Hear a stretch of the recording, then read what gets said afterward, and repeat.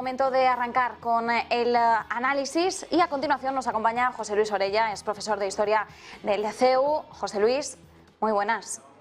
Muy buenas, aquí estamos otra vez de nuevo. Bueno, intentando recabar cada una de las informaciones que conocemos para seguir alimentando, ¿no?, el tablero geopolítico y sobre todo entender mejor cuál es la fotografía que vemos en estos momentos y cómo podría evolucionar. José Luis, en primer lugar, hoy pesa mucho la situación energética. Estamos viendo cómo el G7, convocado por Olaf Scholz, se reúne hoy para debatir nuevas ayudas no militares, en este caso energéticas, a Ucrania, a tenor de las últimas declaraciones de Zelensky en su conversación con Joe Biden, que ha dicho que el 50% de la infraestructura energética del país está destrozada. Y en este contexto vemos cómo Ursula von der Leyen ha sacado pecho y ha presumido de que Europa está a salvo este invierno, que Rusia ha fracasado. Claro, el hecho de cantar victoria antes de tiempo siempre se suele ligar a mala suerte y teniendo en cuenta que el invierno ni siquiera ha empezado, no sabemos hasta qué punto es pecar de excesivo optimismo el decir que Europa ha resistido, porque todavía no sabemos a qué tipo de invierno nos estamos enfrentando. ¿Cómo ves estas declaraciones?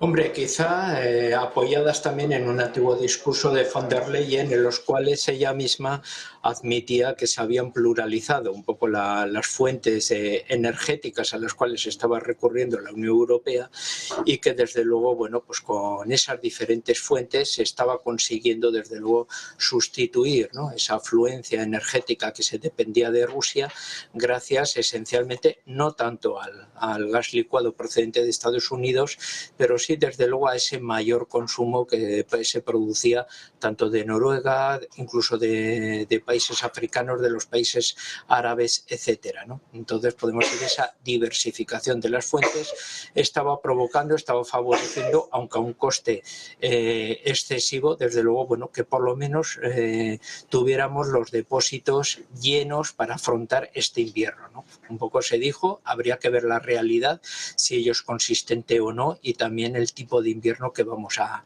tener en este caso. Pero desde luego sí se apoya desde luego en algunas declaraciones que las autoridades europeas ya inicialmente hace unas semanas habían proyectado, ¿no? Pues vemos a Ursula von der Leyen, precisamente como dices, apoyándose en esas declaraciones previas por parte de autoridades europeas, y mientras, como decimos, el G7 bueno, se reúne para preparar un nuevo paquete de ayudas energéticas para Ucrania, o al menos para deliberar cuáles serían las ayudas más inmediatas, urgentes, que necesita el país. ¿Qué es lo que podemos esperar en estos momentos? Hombre, desde luego, Ucrania actualmente depende absolutamente y en todos los aspectos de las ayudas exteriores. O sea, su capacidad de resistencia moral, social y desde luego militar está absolutamente apoyadas en ese aspecto. También es el punto débil que tiene. Desde luego, todos los ataques que está procediendo Rusia está siendo esencialmente en toda la estructura eléctrica, y desde luego está haciendo una presión para que de ese mismo modo la presión de la propia población ucraniana exija desde luego a nivel interno una salida pacífica, negociando desde luego una salida sin vencedores ni vencidos, y por otra parte también que los países europeos, cansados desde luego de, tengamos en cuenta que hasta el ejército alemán últimamente ha dicho que ya no tiene reservas ni siquiera de municionamiento, pues lleguen también un poco a esa tesitud, ¿no?, de intentar salir desde luego y poner fin a la guerra un poco de esa manera. La destrucción de toda la red energética y eléctrica de Ucrania desde luego es el punto más fuerte que está desarrollando Rusia, y casi el único frente que tiene, se puede decir, un poco para intentar doblegar a Ucrania, pues para una salida desde luego un poco de esta guerra, en la cual está buscando no salir vencido por ningún método, ¿no? Y por el contrario, Ucrania se encuentra ensalzada un poco en ese aspecto por las victorias últimas militares, pero claro, dependiendo absolutamente en todo de las ayudas. Por lo tanto, las ayudas europeas no solo es que sean indispensables, es que sin ellas Ucrania no puede desde luego seguir un día más la guerra, ¿no? No, claro, eso lo sabemos. Ucrania ahora mismo lo que necesita es ese apoyo militar y no militar. De lo contrario, pues tendríamos una situación de parálisis en el país a la hora de seguir intentando de alguna forma resistir en el frente. Pero también tenemos que tener en cuenta por dónde están pasando ahora mismo las conversaciones sobre unas posibles negociaciones de paz.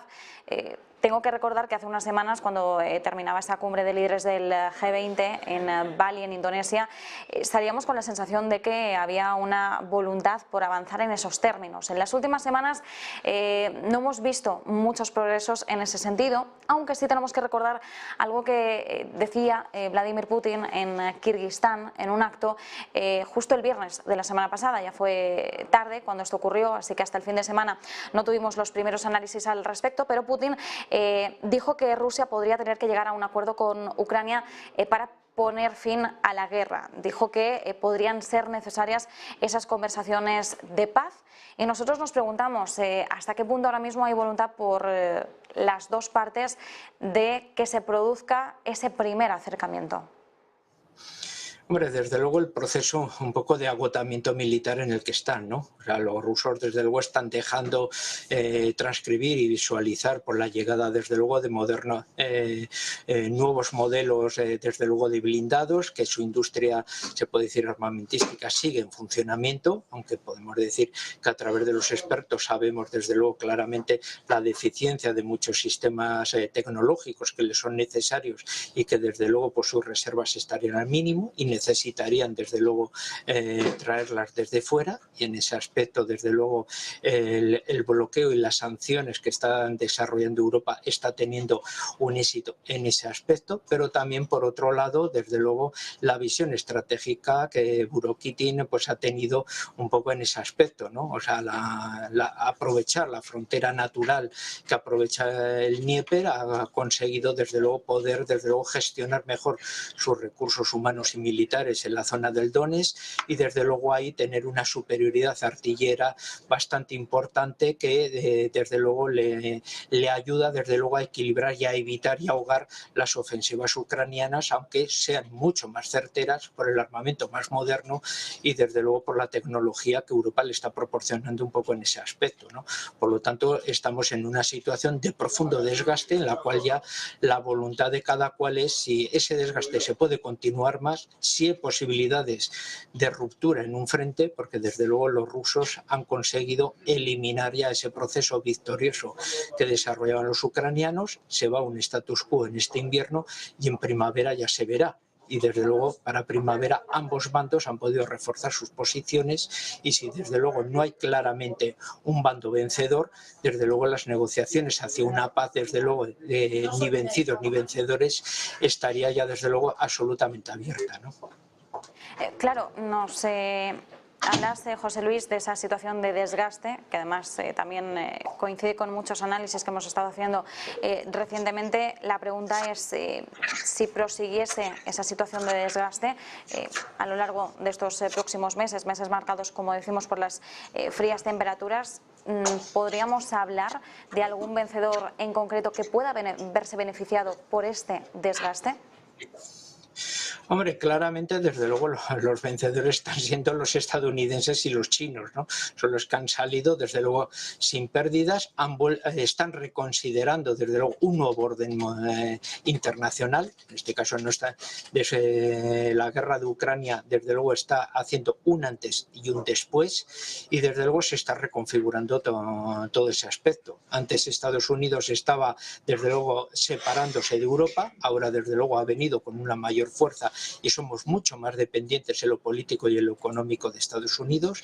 Por el contrario, en el continente asiático, sobre todo el mundo árabe, se está desligando mucho más de su hegemonía anglosajona, de su alianza con ellos, incluso están abriendo desde luego cauces desde luego de colaboración económica preferentemente con el mundo chino, y también China desde luego que no le conviene que vaya acelerándose también esta guerra más, porque todavía está en una posición débil, sí que está siendo la gran beneficiada, porque desde luego es el principal cliente que está atando a muy largo plazo los recursos energéticos rusos a su favor y desde luego con unos precios por debajo de mercado, y está consiguiendo una regularidad desde luego de unos suministros que para ellos desde luego son vitales, ¿no? Así que en ese aspecto sí que los grandes vencedores son curiosamente los que no están luchando en ello. Se está configurando un nuevo orden y desde luego Europa es una de las grandes perdedoras y Rusia claramente se ha visto que desde luego esa debilidad de su ejército vinculadas a una economía que nunca había sido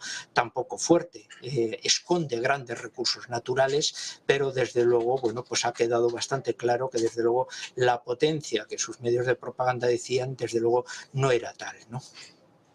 Bueno, José Luis Orella, muchísimas gracias por este análisis. Como bien nos dices, quienes ahora mismo se están declarando como los grandes ganadores no son quienes están en la frente de batalla, son quienes se están viendo beneficiados precisamente por la situación en sí. Estados Unidos, China, por el lado sobre todo energético y, como nos decías, Europa siendo claro reflejo de la derrota en este contexto. José Luis Orella, muchísimas gracias, un placer. Nada, un placer como siempre. Hasta ahora. Y no apartamos la mirada de Rusia. ¿Por qué? Bueno, vamos a hablar de algunas